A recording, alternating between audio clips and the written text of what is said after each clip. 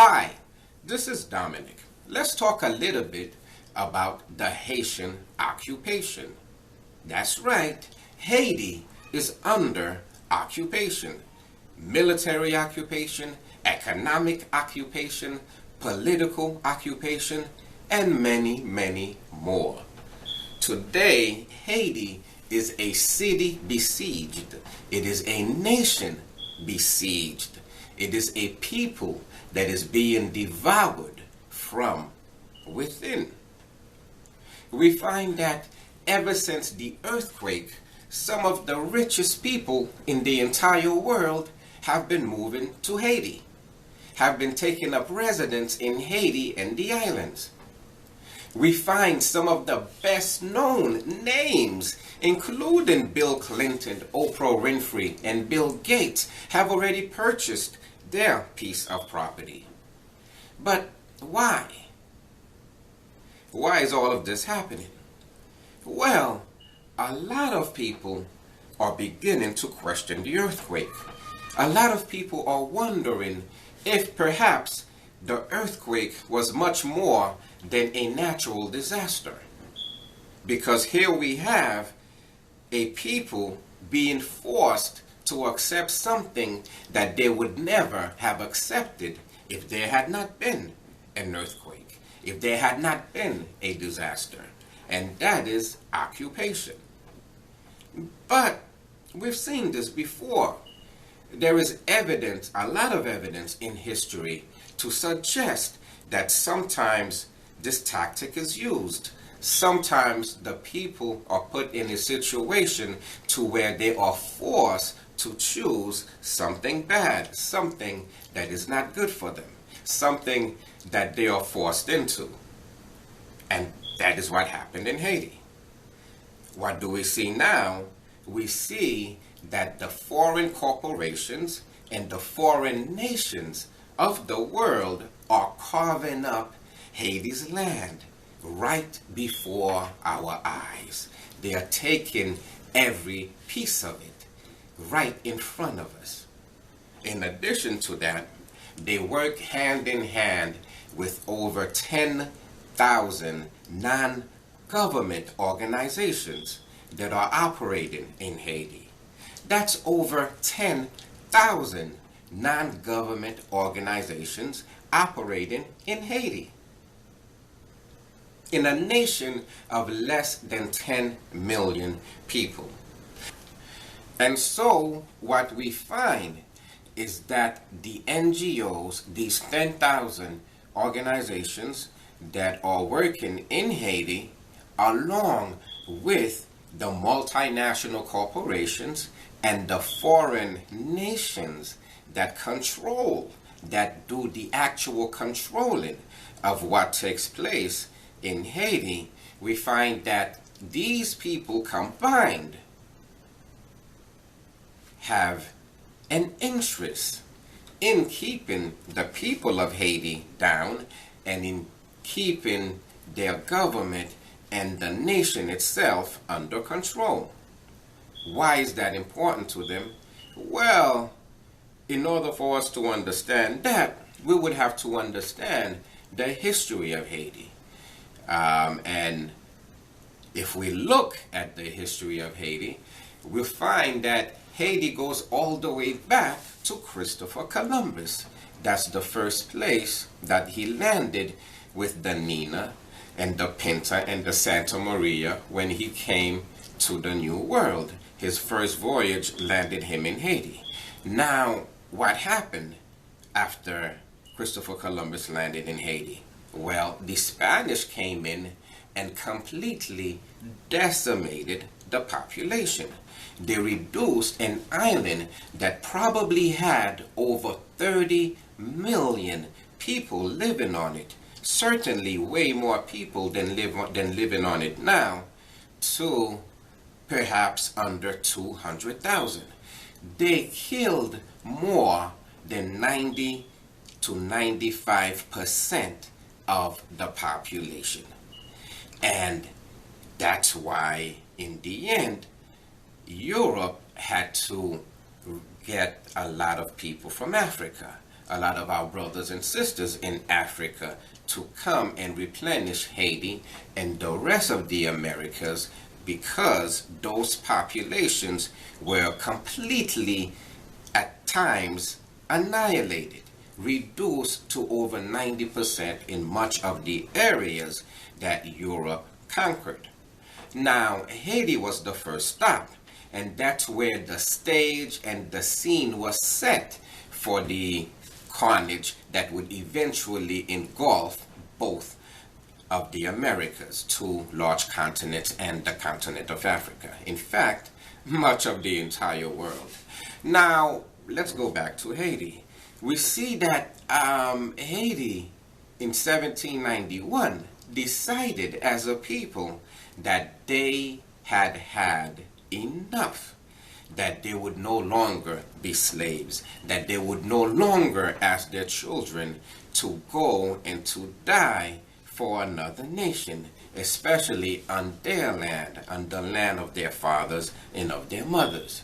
And so in 1791, Haiti fought a war of independence that would last 12 to 13 years.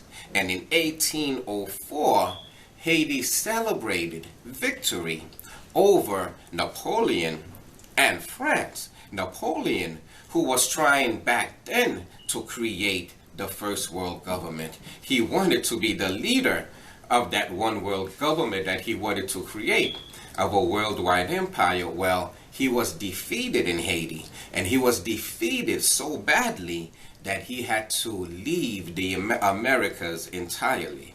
He had to give up, he had to sell his largest holding in the Americas, Louisiana, for a measly $3 million in order to raise money just to be able to sustain himself as a government and continue for his fight for his government to stay in power.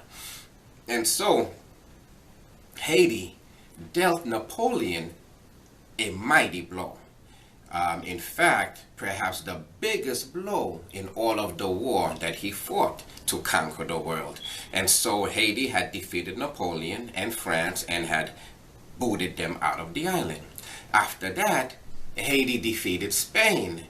Or should I say, during that time, Haiti defeated Spain and kicked Spain out of the island. Spain, that was the first European nation to the Americas. Spain, that at that time had the largest empire in the world at that point in time. Haiti defeated Spain and kicked them out of the island. And then after that, Haiti also defeated the English. England was fighting Napoleon, was trying to stop Napoleon from being the only power in the world. And so they invaded the island of Haiti. And what happened? Haiti defeated England and booted them out of the island. At that time, the English, and up till this time, the English used a lot of German soldiers, a lot of German mercenaries called Hessians, interestingly enough. And the Haitian military also had to kick the Germans out of the island, out of Haiti. And so in 1804, Haiti celebrated victory over the four mightiest nations of Europe, which meant that these were the four mightiest nations in the entire world, because Europe had already embarked and had already completed their conquest of much of the rest of the world. And so while populations all over the entire world were being decimated by the Europeans, while entire nations were being laid waste and made extinct by the Europeans, the people of Haiti, uniting with the hand of our Father who is in heaven, Haiti and the Father in heaven, our Father, defeated Europe, the four mightiest nations of Europe, and we had booted them out of the island. Haiti had fired the shot heard around the world. Haiti changed the entire world. We were the first to put a definitive stop to the perpetual carnage that Europe had placed the entire world under. And so, from that moment on, Haiti became the biggest enemy. As far as Europe is concerned, they became the biggest enemy in the world. All of Europe, the European powers anyway, hated Haiti because of that, because of this defeat that all of Europe had suffered at the hands of this little island nation of Haiti, fighting for all of the islands of the Caribbean, fighting for freedom from slavery, fighting for everybody who is in bondage in the entire world. Europe now saw this nation as enemy number one.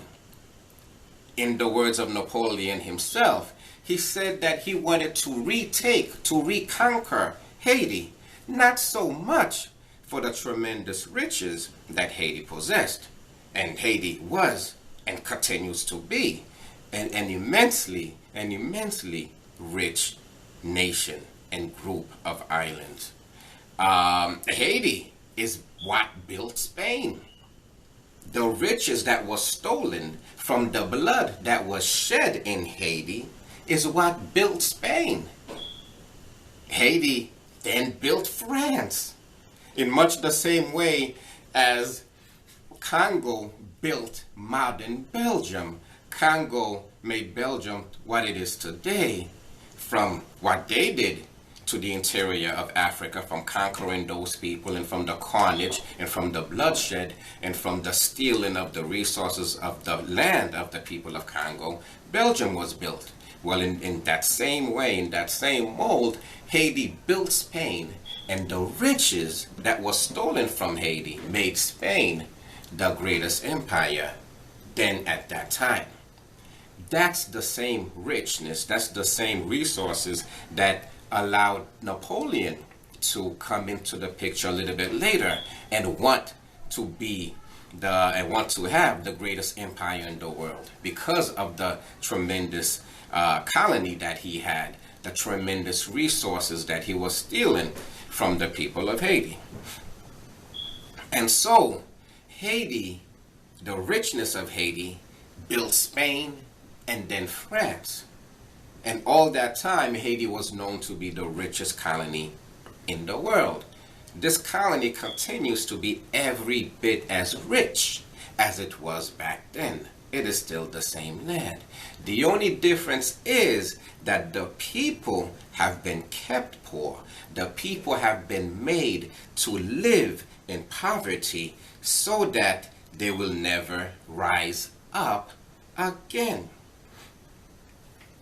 Because after Haiti became an independent nation, the powers of Europe, the elite of Europe, the aristocrats of Europe, the kings of Europe decided.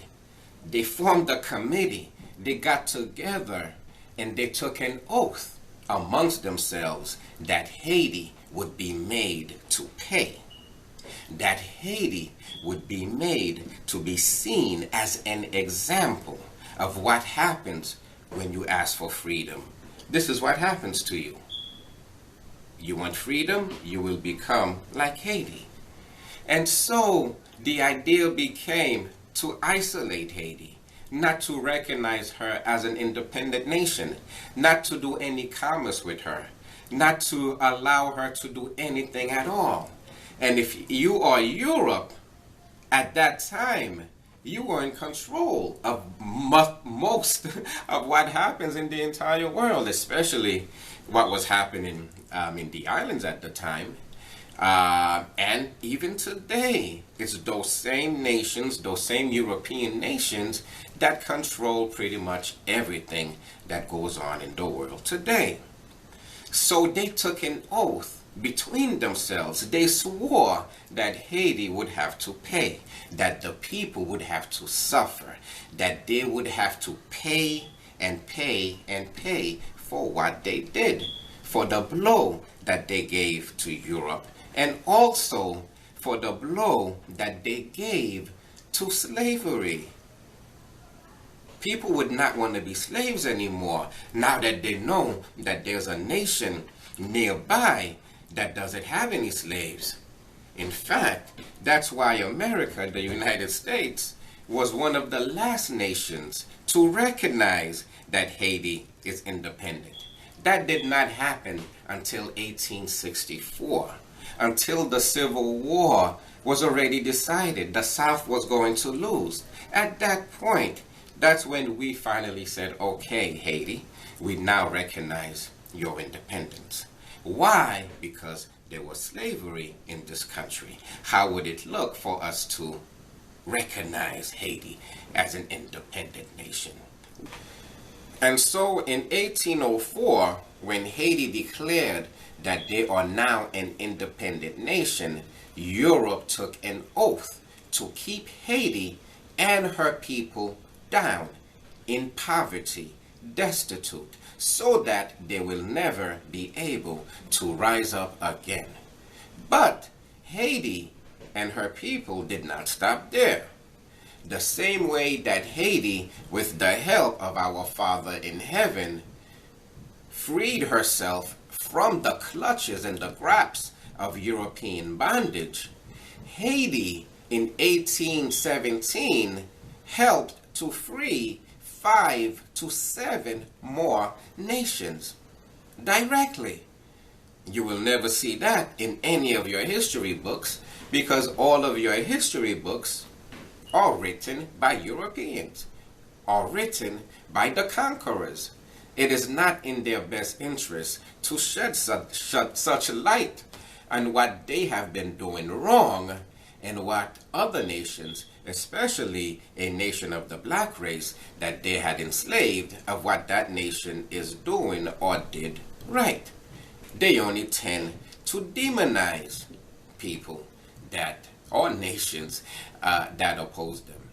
And so what we find when we take a look back at Haitian history is that in 1815, Simon Bolivar was in Jamaica trying to raise money from the British to free to South America from Spanish rule. They tried to kill him. After a couple of assassination attempts on his life, he fled to Haiti. The president of Haiti at the time, President Pétion, took him in, and during the space of 1.5 to 2 years, he raised a lot of money for him and built a military for him. And so, with the Haitian military, Haitian soldiers, with Haitian captains and generals, all of them officers, and I would say it was initially a small number of men, went into South America, and the Haitian military began to drive the Spanish out of South America.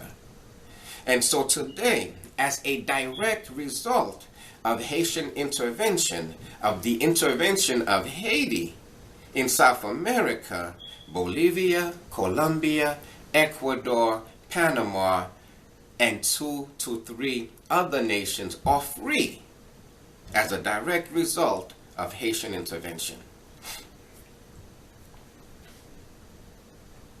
Simon Bolivar, while he was in Haiti, asked the president, hey, what do you want for all this aid that you're giving me? He said, do not give me anything except this.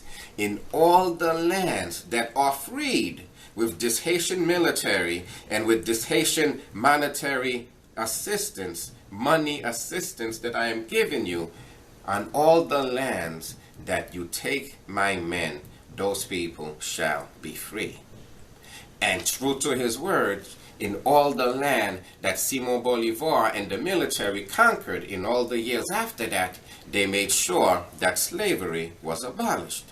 And so Haiti had not only freed itself, but directly intervened in the liberation of up to 7 nations. 7 nations in South America each larger than Haiti herself. And so Haiti was showing herself to be a tremendous threat to Europe. Haiti was changing the entire world. And Europe banded. This only made them come together even more with greater determination that Haiti be contained and that the people of Haiti be made to be kept in a position such that they will never be able to rise up. And so the foreign nations of the world then work together with the foreign multinational corporations, all of them European, to keep Haiti isolated and economically poor, at least the people, but the land continues to be rich. Now, this wasn't all. An independence, a freedom that Haiti had earned by shedding blood, that her sons and her children died for, an independence that Haiti had earned through blood, they were made to pay again by France in money, in gold. There was a rumor shortly after Haiti had helped Bolivar that the French were coming back and that they were encircling the island, ready to retake the island. Now, at that time, due to her isolation, Haiti was in no position to defend herself, and the people of Haiti had to agree to pay France 150 million francs for their freedom. Now, 150 million francs may not seem like a lot of money, and then if they do the mathematics on it, they'll tell you that it adds up to billions of dollars. But that's not true at all. Remember, Haiti was the richest colony in the world. Haiti made Spain the biggest empire in the world. Haiti allowed Napoleon to believe that he can have the biggest empire in the world. Haiti was a rich land, and at the time, France forced Haiti to pay 10 times her gross domestic product, 10 times her GDP. That's what Haiti had to sign off on in order to pay France. That's a lot of money. Now think about this. The United States of America, her GDP is $15.3 trillion. $15 trillion. Now imagine if another nation, such as Russia or China, was to come into America and say, you know what, or even Germany, right? Come into America and say, you know what, you have to give us 10 times your gross domestic product in order for your people to remain free. Or we will come in and put all 300 million of your people in bondage with chains around their necks because they will become our slaves. And so, if America is not strong, America will have to sign off. And now America will have to pay back to this foreign power $150 trillion. $150 trillion just to remain free. Well, they say that the national debt of America right now, public and private, is 50 trillion. It's probably a lot more than that. But they say it's 50 trillion, and look how it is crushing us right now. Imagine if you had to pay $150 trillion in order for you to remain free. To remain free, you would do it. But that's a tremendous price to pay. That would mean that your way of life will now change, because everything that you now make is now going to France. Well, Haiti had to pay France 10 times her GDP. And so, for the next few decades after that, Haiti had to pay France everything that she was producing. And that loan was reorganized several times in order to make the people of Haiti pay more and more and more. In addition to that, we know that Germany came and robbed the Bank of Haiti. No, I mean robbed the way a military robs somebody, with soldiers went in there and broke the bank. Literally broke the bank and took what they wanted from the national reserves of Haiti. Even in the last century, we ourselves in America, the United States, we occupied Haiti from the teens, 1913 to 17 or thereabouts, until much later on, Haiti was under military occupation from the United States herself. And so we see that all of the nations of Europe banded together to keep the people of Haiti poor. In fact, the people of Haiti even had to close the public schools.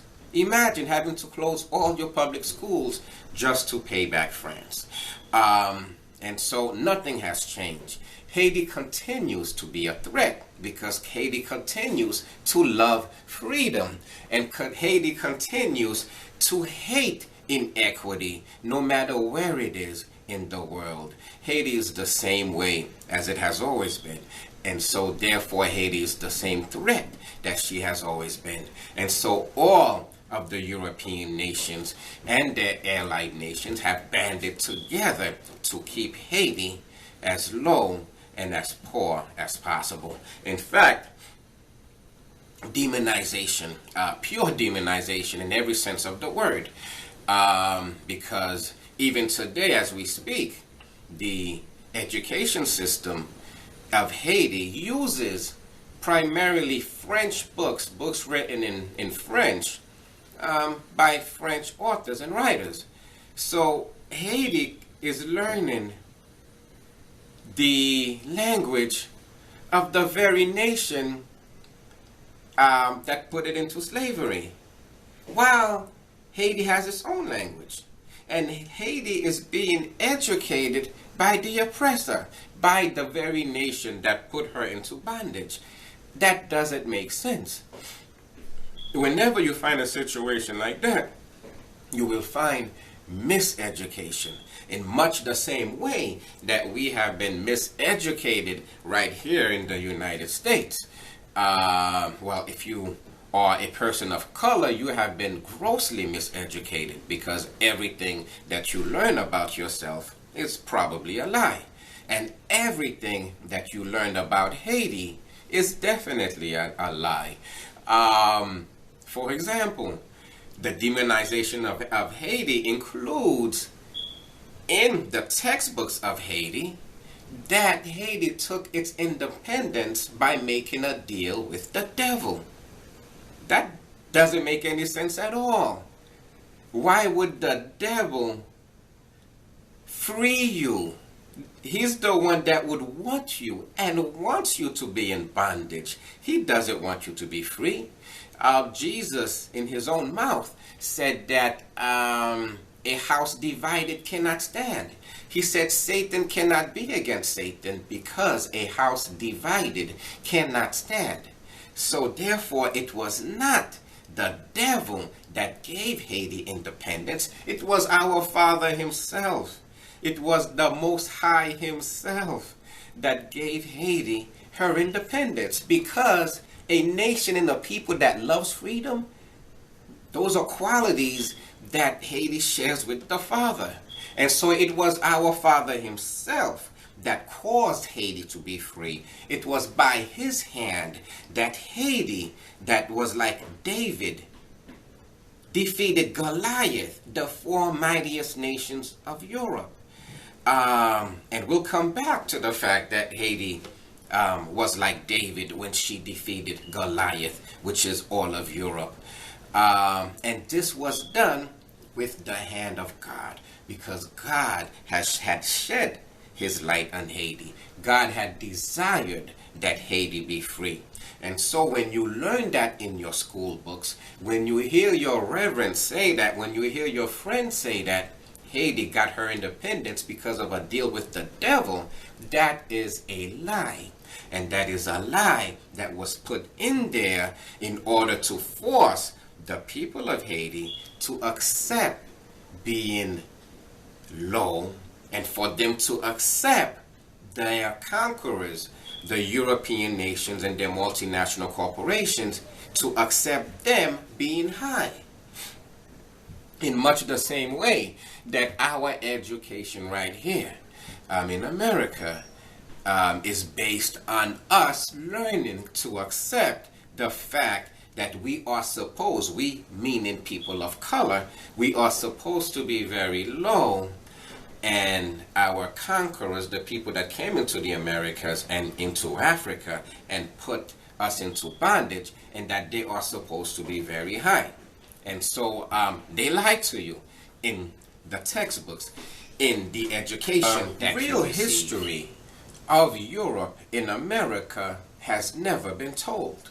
It has never been taught in our classrooms, and it is not written in our textbooks.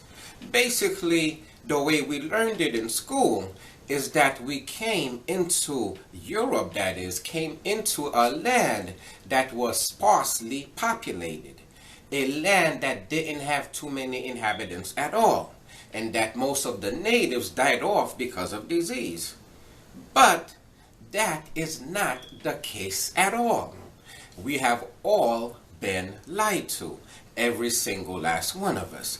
We have been lied to because corporate interest is more important than history in most of the nations of the world today. So what is the truth? What is the reality of Europe and America when it comes to the time that Europe came over and colonized most of the Americas? Well, it was a brutal colonization.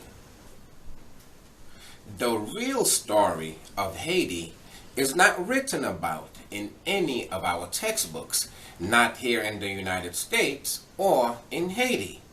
In both places, our textbooks are written from a European perspective, from the perspective of those who came and conquered the Americas. But the truth is, the history of Haiti runs through the center thread that is the Americas, and it was in the island that Christopher Columbus himself said that the natives called Haiti. It was in this island that Christopher Columbus first landed. And it was here, in the words of Bartolomé de las Casas, a Spanish Catholic priest that was living in the island of Haiti, what our history books call Hispaniola. He was living at the time, and in his words, shortly after the arrival of Christopher Columbus, Spain began what the rest of Europe followed, a path of destroying all the populations in the Americas. And it was in the island of Haiti, of Haiti, that the first acts, the first atrocities were committed. According to Bartolomé de las Casas, Haiti and the islands of the Caribbean were the most densely populated region on earth. He said that some of the cities in South America were larger than Rome, larger than London, with more people. And so everywhere that Columbus went, everywhere that the Europeans that followed went, everywhere they went in the Americas, they found that the Americas was densely populated. They found in North America alone over 2,000 nations of Indians, each nation having millions of people. And so what Europe basically did with the arrival of Christopher Columbus is to destroy the great majority of these nations in North America, in the Caribbean, and in South America. According to Bartolomé de las Casas, Haiti was so densely populated that surely it had way more people than it has right now. Right now, Haiti has 10 million, maybe the Dominican Republic another 10 million, 20 million people. In those days, Haiti, the island of Haiti, would have easily had over 30 million people. And what happened is that Spain destroyed that number. Spain decimated the population of Haiti, reduced it from well over 30 million people to under 200,000 within the span of 50 years. That's well over 90% of the population destroyed brutally. It wasn't only through disease. Sure, that happened too. But most of the brutality was outright. It was soldiers taking their swords and disemboweling women who were pregnant, removing the children from them while they were alive. It was Spanish soldiers throwing children, little children, down the river, having competition between themselves to see who can throw the child the furthest down the river. These are the words of Bartolomé de las Casas. He was there. That's what he saw. He saw thousands of Indians, thousands of Haitians at that time being marched to the river, being baptized in the name of Jesus by the soldiers, only to have their throats slit right afterwards so that they do not apostate, so that they do not give up the faith, as if somehow killing them would guarantee their passage into heaven. So many Indians had died that the oceans, the Atlantic Ocean, the old Caribbean Sea, was full of bodies. De las Casas wrote that if you were on Cuba, you would actually see bodies floating ashore. And if you got into your boat and you followed where the bodies came from, it would lead straight to Haiti, the first stop of the Europeans in the Americas. That's where the stage was set. That's where the standard was set for how all of Europe was to treat the Americas, North, South, and Central.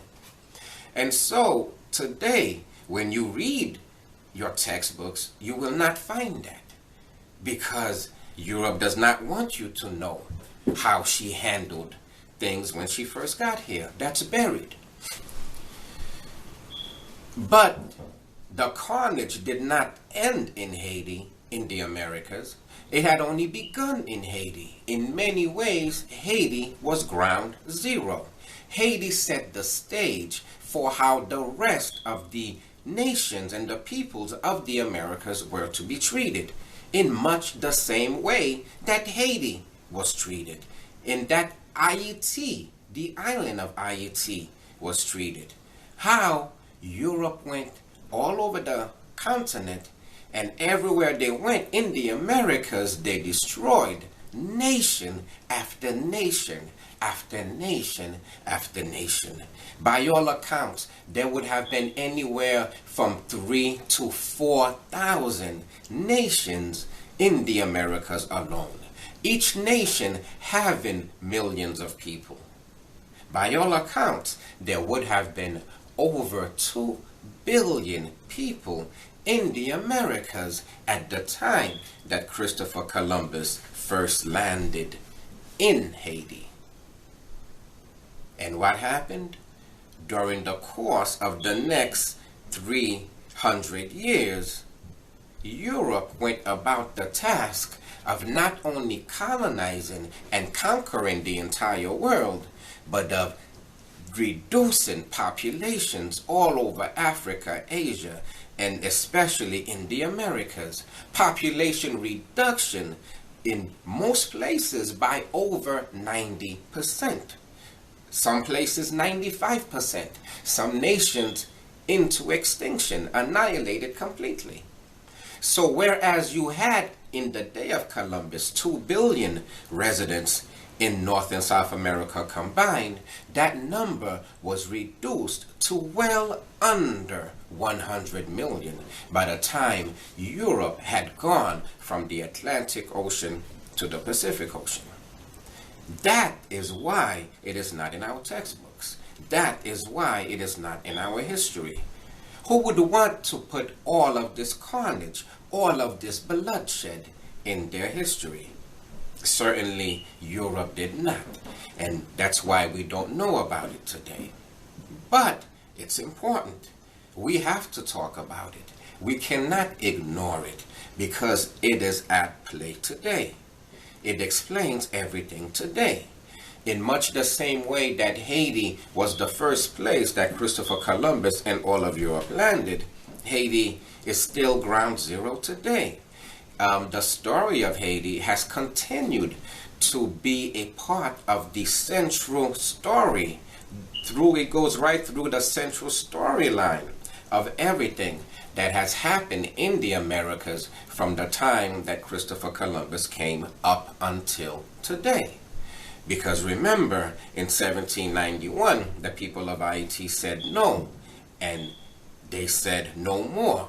With the help of the Father, with the help of our Father, Haiti removed the iron yoke from their necks.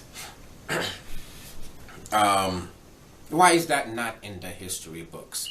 Haiti had assisted the United States in the war for independence. During the American Revolution, a lot of Haitian soldiers gave their lives.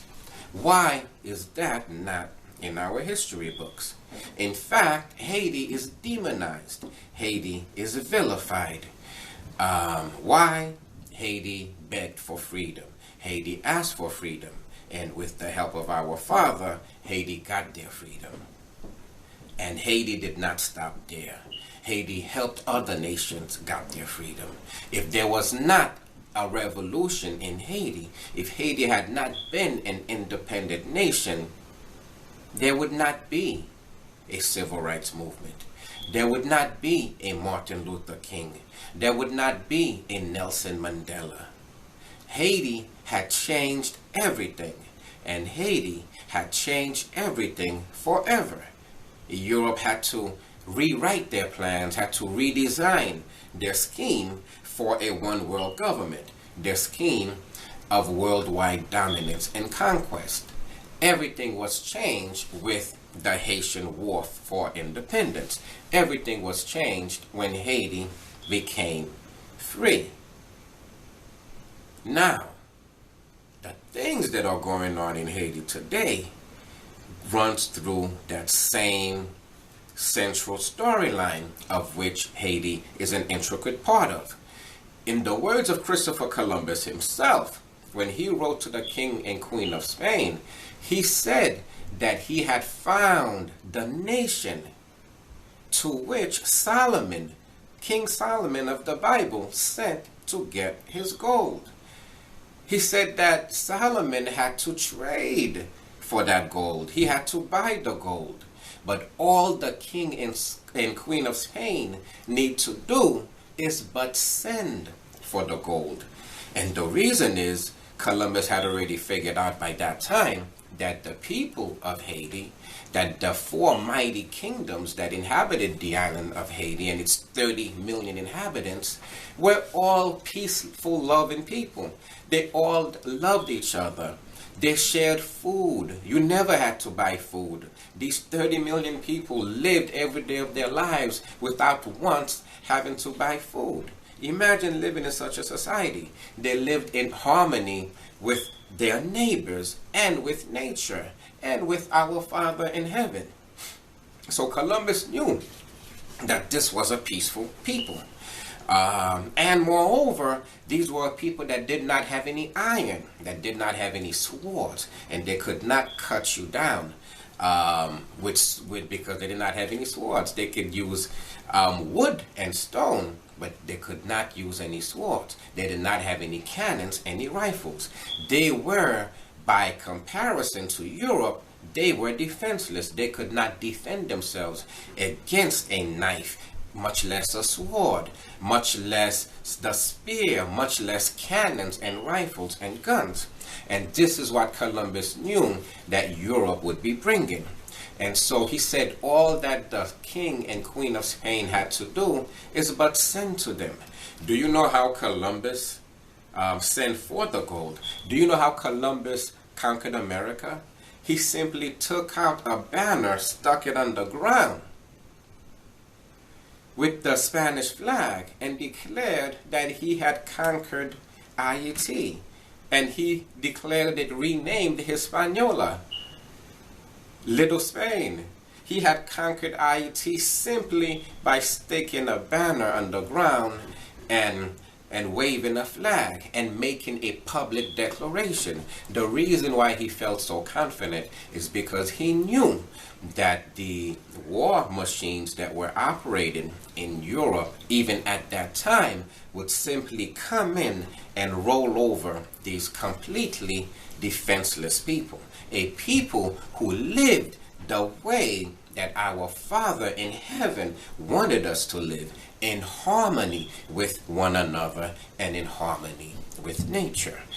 And so what happened is that Columbus knew also that King Solomon had visited the islands, and he told the king and queen of Spain that he had not only found where Solomon said to get his gold, but surely Haiti is the place where the new heavens and the new earth will be created by our Father himself. He told the Queen of Spain that he had found the place of paradise.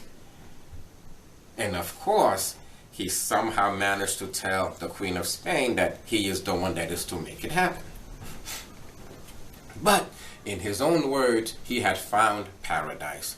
And today, his words are echoed in the actions of the elite in Haiti right now, because all of the elite are descending in Haiti, and they want to make Haiti part of their new world order. They want to build their headquarters right there in Haiti. Why Haiti? Again, location, location, location. Haiti is at the center of the two continents, North and South America, and also Haiti is right there in the same waters of the Panama Canal. So Haiti is pretty much at the center of commerce and trade for the Americas and worldwide as well. And so the elite are in Haiti right now because they know what Columbus was talking about, because they believe it too. They too believe that Haiti is the site where the new world is to be created. Only they believe that they are the ones that are to bring about the new world, and they want to be the gods in this new world, and they want the people of the world to worship them, to see them as gods. Now, how will they do this? How will they make this happen? Well, the New World Order. Every American president and much of the world leaders have been echoing this in their speeches for decades. They have been talking about a new world order. They have been talking about one government for the entire world, which would of course have one military for the entire world. And at that time, they will roll out for you one religion for the entire world. And yes, they are going to give you a Jesus Christ, and they're going to say, this is Jesus here on earth. He is God. Pray to him. You do not have to pray to our Father in heaven.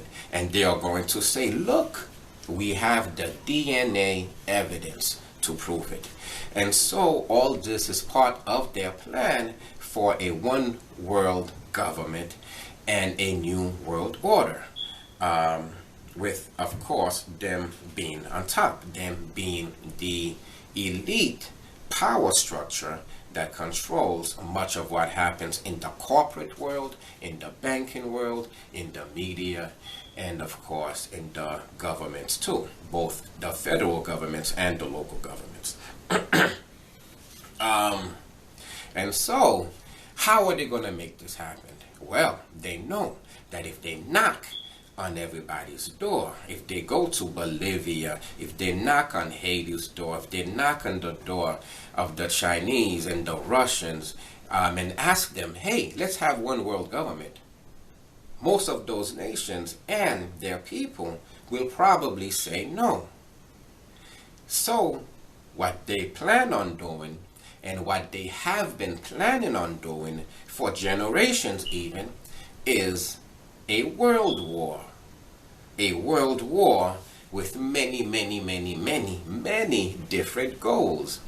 And the primary goal of the world war, of course, is to bring about this new world order. They know that the only way to implement this is to make the people suffer. And they plan on making all of the nations of the world suffer, and all of the peoples in all of the nations are to be made to suffer in order to force all of us to accept something that we never would have otherwise accepted, a one world government. And their plan is very much in action today. Even as we speak, all of the major powers of the world are aligning themselves. They are collecting nations, and they are collecting metal in every nation.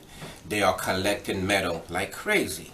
And we know from our own history that the only time that we collect metal at this pace is when we are in war or when we are preparing for war. And that is what's happening all over the world right now.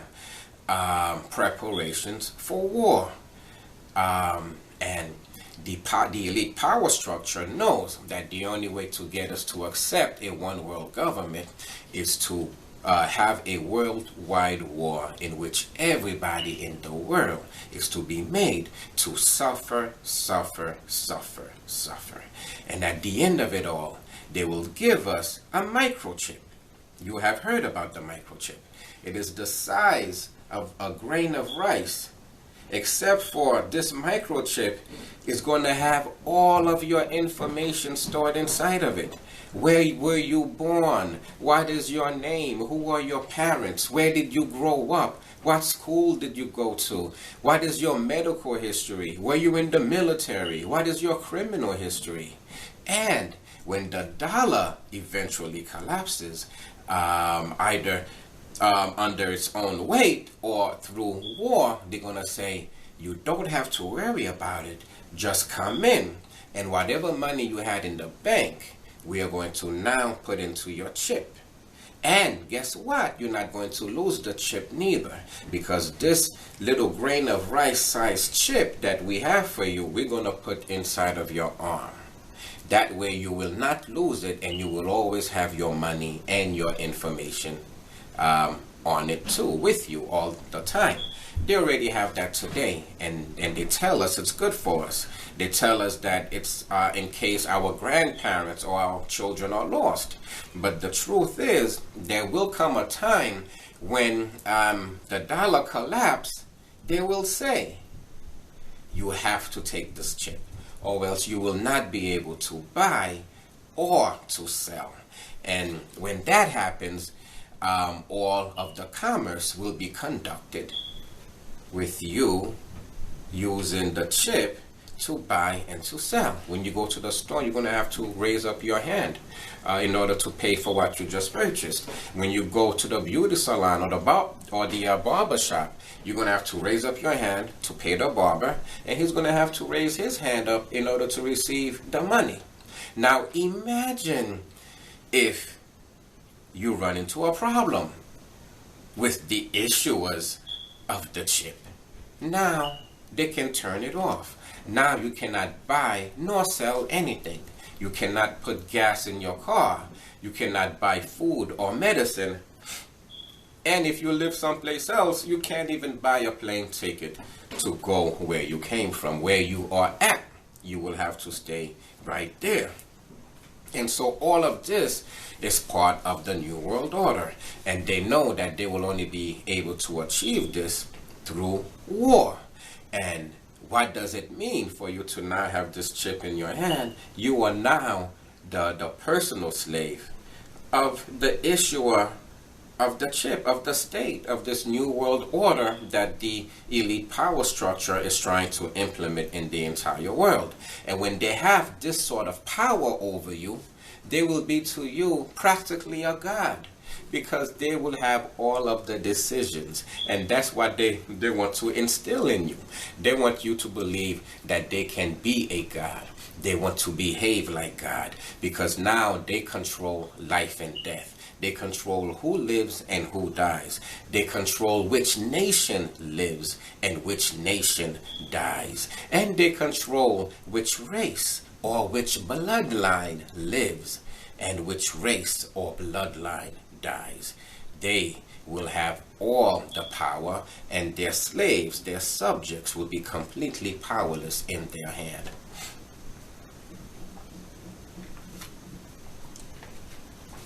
That is the plan. And Haiti is the place that they have chosen to be the headquarters of this New World Order that they are planning. Because, again, location, they believe that Haiti is the site that King Solomon came to get his gold at. They believe, as Christopher Columbus did, that Haiti is the site of paradise, the place where the new heaven and the new earth will be. And they are here because they want to set their kingdom by the Father's kingdom. They want to set their house by the Father's house. Our Father in heaven, that is. They want to set their mountain by the Father's mountain. They want to set their post by the Father's post. They are here in the Americas, in IET specifically. They are there trying to rebuild the Tower of Babel, just as it is written of in the Bible, because the Tower of Babel was about creating a one world government. The Tower of Babel was a group of guys that got together, not a great number of guys, just a few men who were in a position to rule the rest of us, the rest of the 7 billion of us. And in the Bible, it was a few men that got together and they said, let us build us a tower so that we can reach up to heaven, lest we be scattered about the face of the earth. All of those words are echoed in the movement and in the actions of the elite power structure of the world today. They too have gotten together. They too have sworn an oath and will carry it out. They too have sworn to build themselves a tower to reach up unto heaven, because they too are afraid to be scattered about the face of the earth. That's why they talk a lot about population reduction, and they'll talk a lot about sustainable growth. That includes population reduction. All this is in an effort to reduce the population of the world, primarily through disease, famine, and warfare, and at the same time build their Tower of Babel. Make it so that the remnant, the people that are left after the carnage, after the World War, the people that are left are not to be able to be in a position to ever challenge their authority again. And the way they see it, Haiti is a very, very safe place. Why Haiti? Well, much of the world's population is in the northern hemisphere, perhaps more than 85%. Here in the northern hemisphere is where you will find Mexico, the United States, Canada, all of Europe, all of North Africa, the Middle East, most of Asia, including Russia and China and India, combined well over 3 billion people in those three countries alone. So much of the world's population is in the northern hemisphere. And what the elite have decided to do is to wage a war to decimate the populations of the northern hemisphere. The way they see it, the entire world is there, the entire globe is there. So they're going to decimate the populations in the northern hemisphere and simply rebuild their empires in the southern hemisphere, in the form of a new world government. So it is nothing to them, the way they see it, for them to destroy the northern hemisphere, for them to destroy Europe or America and simply rebuild their empire in South America. And the way they see it, they will control the levels of irradiation worldwide anyway. They would simply make sure that the damage is concentrated and that the damage is contained and within the northern hemisphere, and that way they can move to Haiti, where it will be relatively safe, and in South America, Sub-Saharan Africa, Australia, Antarctica, and be in the places of the world that will not suffer the damage that they will inflict on the entire world in order for them to force us to accept the new world order. So that is what they are doing in Haiti today.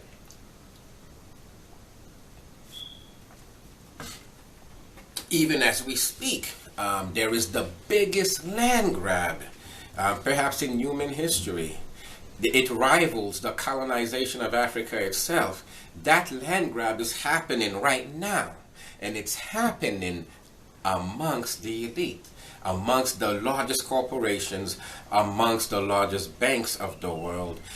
They are buying up Sub-Saharan Africa, South America, the Caribbean islands. They are buying up all of the safe places like crazy, and they're buying it up for chump change illegally and taking it away from the local inhabitants in the countries that they are carving up, even as we speak. And all this talk about preserving the environment, all this talk, say, for example, about the Africans destroying the wilderness for the animals, all this is code talk for we have to reduce the population so that we can go in there and enjoy the land, so that we can go in there and continue our carnage and continue to take what we want and to kill who we want when we want, because we want their property.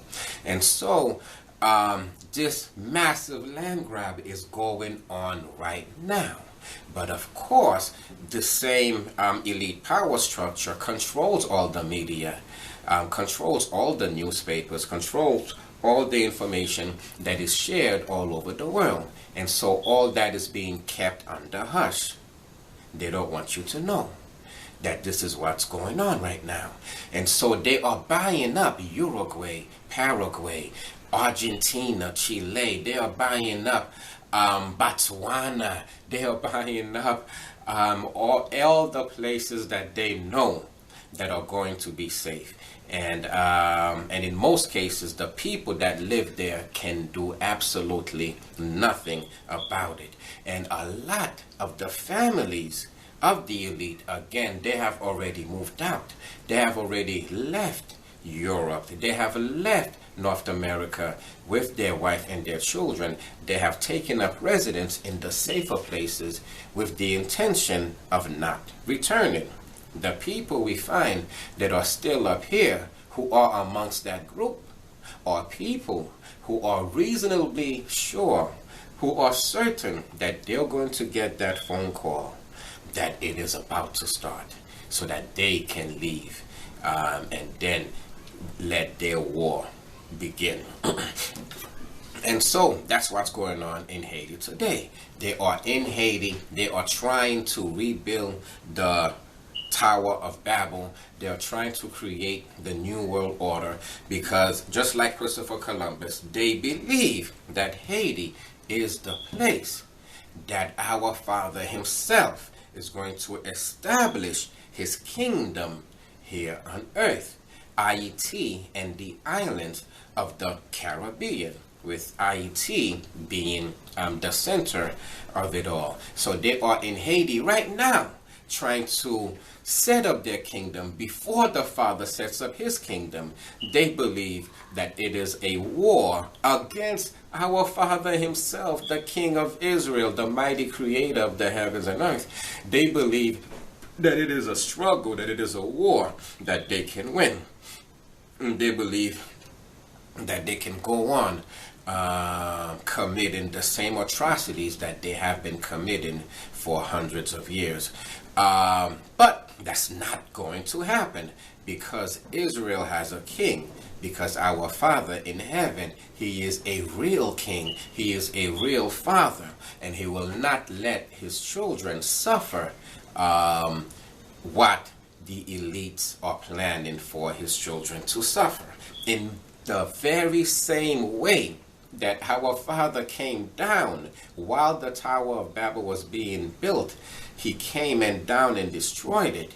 Our Father is going to come down again. The kingdom is going to come, and the kingdom is going to come with force.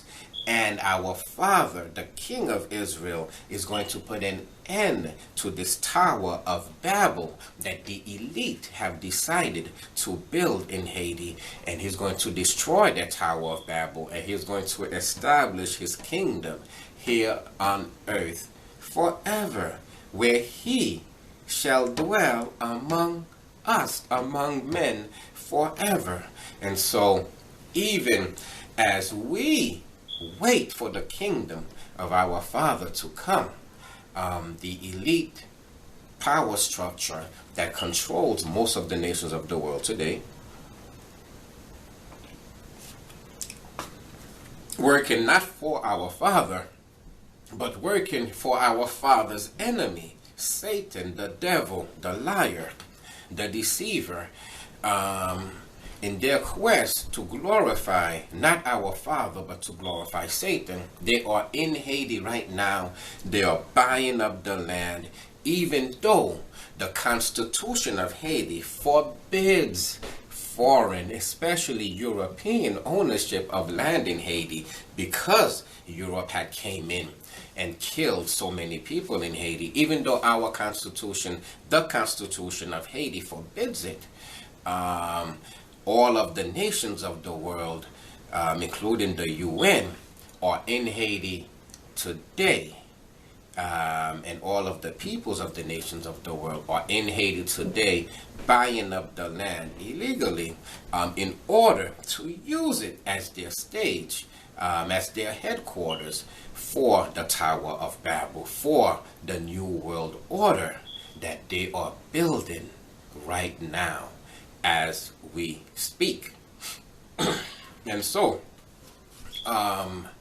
we find ourselves in this position for many, many reasons. But the most important one is for this: Haiti, Haiti, is not a simple nation. Haiti is a nation that is very close to the heart of God. Why is that so? Haiti is one of the many nations of Judah. That is, Judah, the son of Jacob, Judah, the son of Israel. We know that in the Bible, many of the men that are mentioned in the Bible became the father of a nation. And then nations beget nations. And so the father of a nation eventually becomes the father of many nations. And in much the same way that the entire world has been blessed through Abraham, in much the same way that Esau and Jacob have many, many nations. Judah, the son of Jacob, had many nations. And Haiti, Haiti, is one of those nations of Judah. In fact, Haiti is that nation that Isaiah and many of the other prophets call the branch. It is that nation that our Father called the branch of his planting. And the elites are well aware of this, that Haiti is a nation of Judah. Now, much the same way how you have England in the old world and New England in the new world, York in the old world and New York in the new world, you have Judah in the old world. We know Judah, that's where the Jews are from. And you have Judah in the new world, a new Judah. And this new Judah is called Aet. And the word Aet is, as you would imagine, a Hebrew word, because Aet is one of the nations of Judah. Aet is a Hebrew word that means God is with us. That means our Father is with us. That's because AH means Father in reference to God our Creator, and ET means with me. And that's not too hard to figure out, because the word Judah, which means praise our God, ends in AH, and it is those two letters, AH, that signifies our Father in Judah, that signifies God in Judah. Isaiah means salvation is of the Lord. And in Isaiah, it ends in AH. Jeremiah, AH. All of these AHs stand for Father, stands for God. And we know that AH is a variation of the word Yah. In Psalm 68 verse 4, King David, the king of Israel, said for us to sing praises unto our Father in heaven by his name, Yah. And in verse 5, 68 verse 5, he says, a father to the fatherless is he. Now we know in the Bible, very often you see a word followed by the meaning of the word. The word in question here is Yah.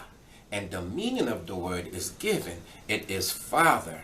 That is because, more than anything else, God is a Father to us all. Our Creator who sits in heaven is a Father to us all. That's what Yah means. And AH is a variation of Yah.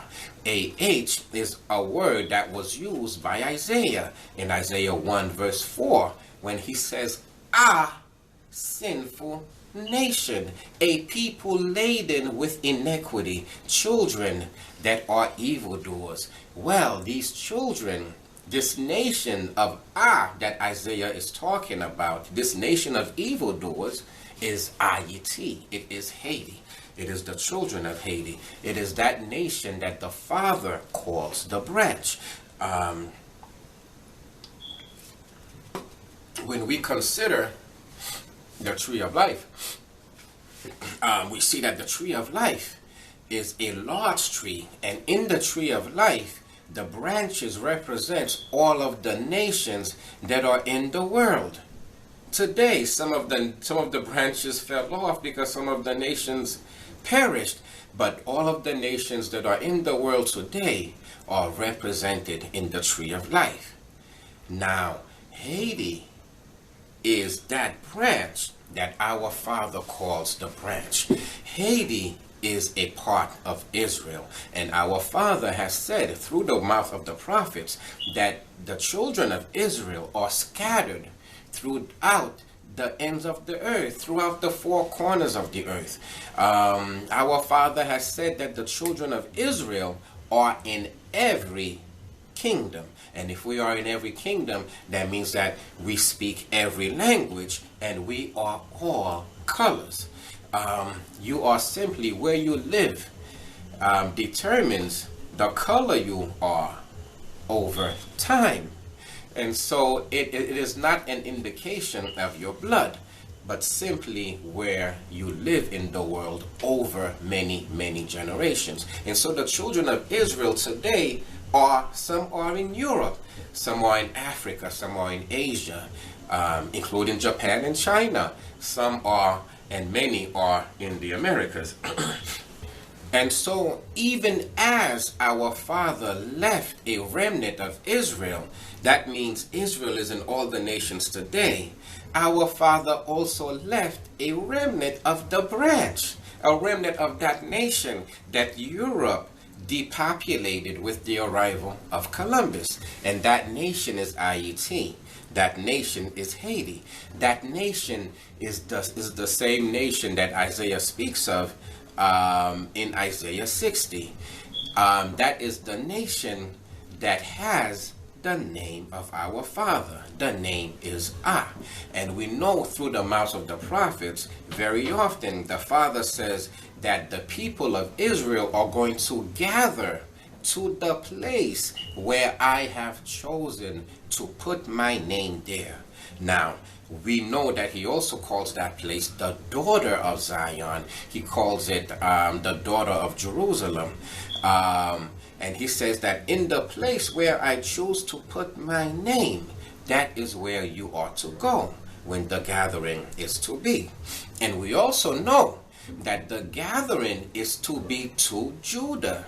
We learned that when Israel was blessing his sons. He said that Judah, unto thee, to you shall the gathering be. And IET, Haiti, is that branch of Judah. Haiti and all of the islands is that branch of Judah that the gathering shall be to. And we also know that our Father loves to have his house on mountains. Well, the very word Haiti, if you look it up in a regular dictionary, they say that the word Haiti means a land that is high and mountainous. And our Father loves mountains. It is in fact on top of these same mountains that are in the islands and in Haiti that our Father will put his house, that New Jerusalem shall descend to. That is where he shall establish his kingdom here on earth. And the elites know this already. We are the ones that don't know, because they're the ones that write history, and they write the history in a way to deceive us, to mask and to hide their plans. Now, our Father has also said that we should go to the islands. That's why in Isaiah he says, surely the islands shall wait for me. That is why in Isaiah he speaks directly to the islands when he starts one or two of the chapters with, hear, O islands, or listen, O islands. He is talking about the islands of the sea. He is talking about the islands of the Caribbean Sea, with his holy mountains and IET as a major focal point. And so, this is in the Bible. This is the words of the prophets. The prophets say that the gathering is not going to be to Israel. It says that the gathering is to Judah, and that the gathering is to the place where our Father has chosen to put his name. His name is Father. His name is Yah. His name is Ah.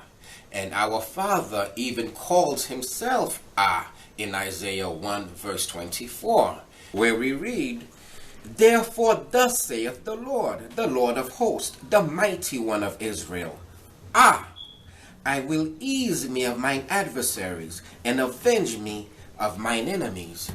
Our Father called himself Ah. That's because Ah means Father. And this fact is well known to many Arab and Jewish scholars today, that the prophets themselves call our Father Ah.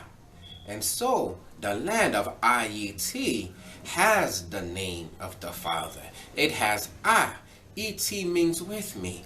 So IET means God is with me. That's because when our Father comes to earth, it will be seen that surely God is with these people, because this is where God is going to place his house. This is where New Jerusalem shall descend. This is where the new earth and the new heaven will be centered at. It will be centered where God has his holy Mount Zion, where God has his dwelling, where God's feet shall walk. And those are the lands and the mountains of R-E-T. And again, the elite know this. That's why they're there now. They are trying to get there before God gets there, to establish their kingdom here on earth before our Father established his kingdom. They think they will be able to secure it.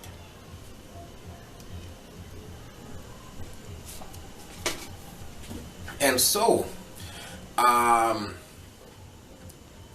Haiti is the place that the Father has left to be the light of the world in the day and age that we find ourselves in now.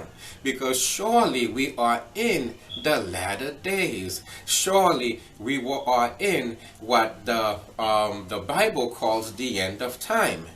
Because the Bible has said that the time of the Gentiles has not yet been fulfilled. And we are living in the time of the Gentiles. And this time is about to end. The time of the Gentiles is going to end, and then the kingdom of God is going to begin.